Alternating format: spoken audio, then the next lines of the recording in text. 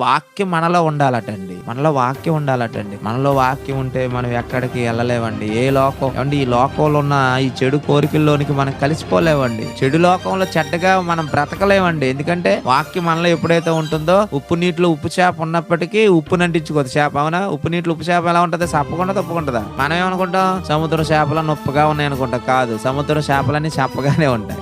మరి ఉప్పు చేప ఎందుకైంది? అది ఉప్పులో ఊరబెట్టారు కనుక అది ఏమైంది? ఉప్పు చేప అయింది. కానీ ఉప్పు నీటిలో ఉన్న ఉప్పు అంటించుకోలేనప్పుడు లోకంలో పాపం అంటించుకోకుండా మనం బ్రతకగలం. ఎప్పుడంటే మన హృదయంలో దేవుని మాటలు భద్రం చేసుకున్నప్పుడు. కానీ మనం ఏం చేసాం? దేవుని మాటలు వింటాం, బాగుందండి ప్రసంగం, ఈ వాక్యం బాగుందండి, చాలా బాగుందండి అనుకుంటాం. కానీ ప్రవర్తించడానికి మాత్రం మనం ముందుకి రావటం లేదు. అప్పుడు ఏమవుతుందో తెలుసా? వాక్యం మనలో నిలిచి ఉండటం లేదు. వాక్యం మనలో ఎప్పుడైతే నిలిచి ఉండదో, తండ్రి కుమారుడు కూడా మన యందు నిలవరట. అందుకే ఏమంటున్నాడు తెలుసా? మీరేం విన్నారో మొదటి నుంచి అది మీలో ఉండేటట్టుగా చూసుకోండి.